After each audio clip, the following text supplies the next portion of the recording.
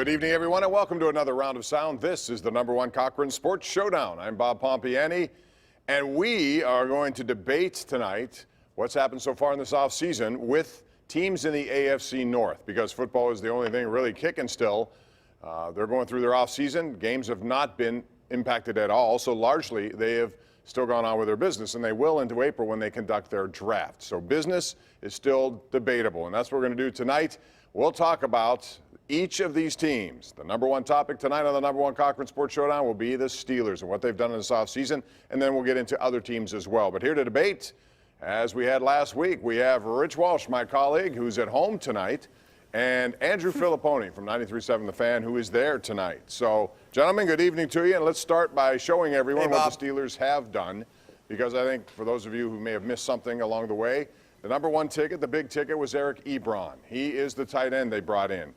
Derek Watt, $10 million for a guy who's a fullback and also a special teams player. But somebody who I think could have an impact here, Chris Wormley, by trade with Baltimore, and of course signing Stefan Wisniewski.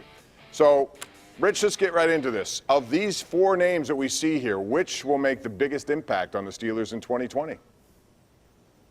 No question in my mind, it's Eric Ebron. I give the Steelers an A for this free agency just because of his signing.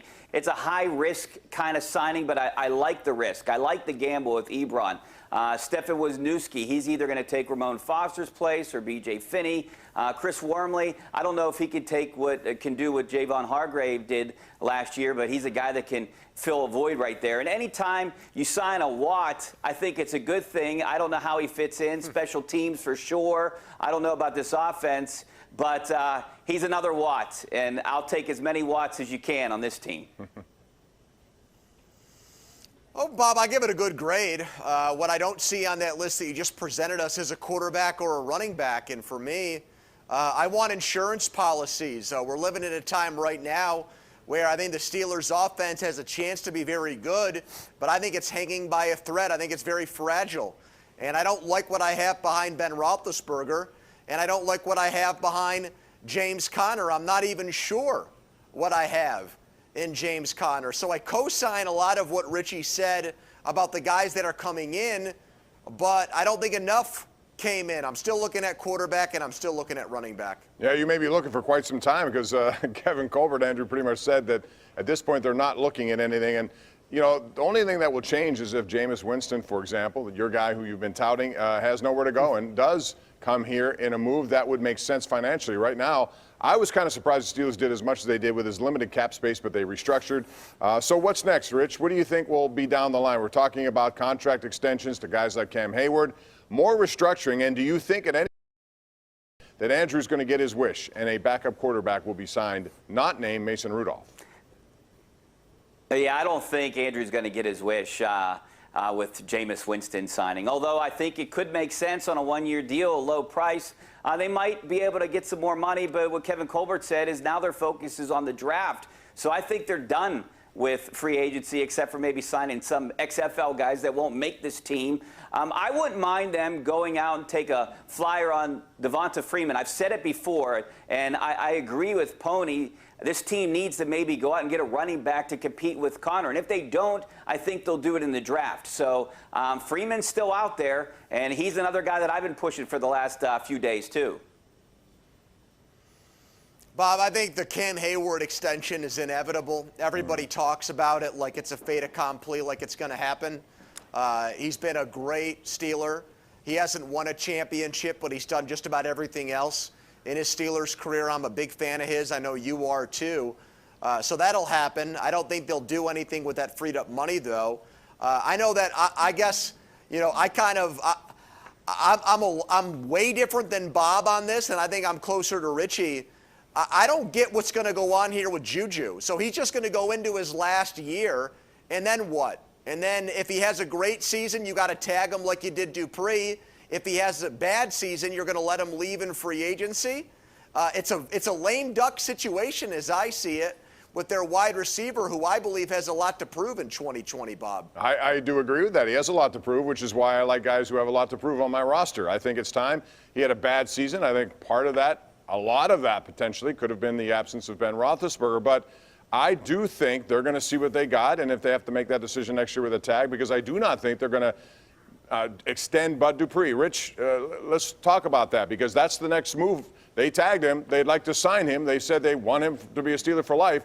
I find that unrealistic. I'd rather, if I'm going to play this way, hope that Juju has the kind of year I think he can have, and then put a tag on him and then, do business with him moving forward.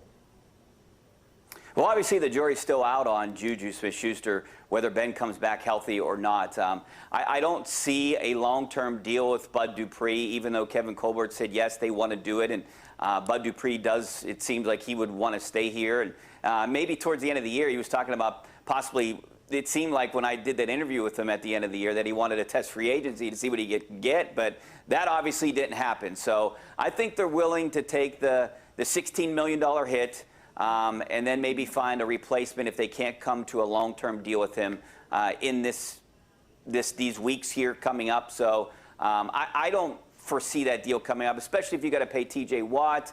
And then if you do have to pay a guy like Juju, I don't see it happening with Bud Dupree long-term here. Well, I don't think Bud Dupree is a great player, and I would not want to pay him a huge salary and pay him like he's a guy that you absolutely need, Bob, in your defense. I think he's a T.J. Watt creation, and I give him credit in a prove-it year for having double-digit sacks. What I'm concerned about for the 2020 Steelers is this. What's keeping Bud Dupree from not showing up until he absolutely has to? And I don't think that he'll pull a Le'Veon Bell and sit out an entire year. But if there is a training camp, everything's up in the air, obviously, with the pandemic. I don't mean to minimize that, but I could see him skipping all the training camp and all the preseason just to ensure his body is healthy going into the regular season. And if that happens, is he going to need time to shake the rust off? So I don't think that this is a black and white kind of easy situation with Bud Dupree. I think it's going to get very complicated once we get back to football. That's going to be something out there, and it's at this point you never know. As far as losses, the Steelers did suffer some big losses, none bigger to me than Jayvon Hargrave. Just because he kind of outpriced himself. They weren't going to give him that kind of money, even though I think he was integral to their success. He became more than a two-down defensive lineman. He was, out there on third downs a lot. Finney's a big loss. Real quick, guys, if I look at this, Andrew, start with you on this one. What is the biggest loss of these guys, Hargrave, Finney, et cetera? Well, Hargrave, I thought when Tua went down, he made himself a lot of money. And I think the only reason why he's expendable, Bob, is because Tyson Alualu, next man up, played well. And if not for him, then I think they would have found a way. They would have moved heaven and earth to keep Hargrave on this roster. You know what? I know they like Isaiah Buggs a lot, too, so he could be a potential replacement there up front, along with Alu. I think he's the biggest loss, Jayvon Hargrave, of this free agency for the Steelers. You look at B.J. Finney, I think they upgraded with Stefan Wisniewski.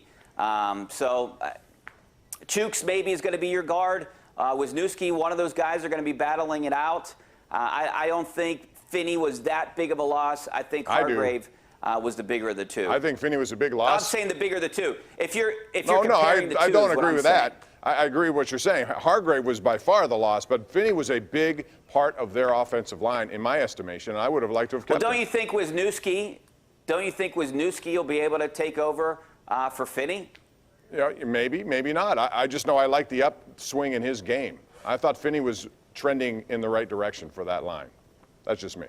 All right, when we come back, we'll talk about the Ravens, because they've been very active, and today they made another move to bolster their defensive front seven.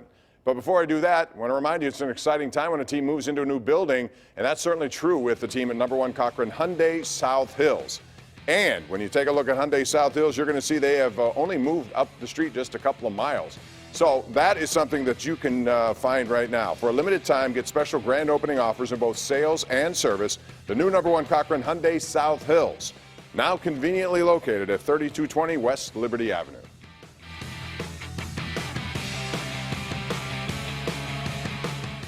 The number 1 Cochran Sports Showdown is brought to you by number 1 Cochran, Go One Better, and by Highmark Blue Cross Blue Shield. Have a greater hand in your health.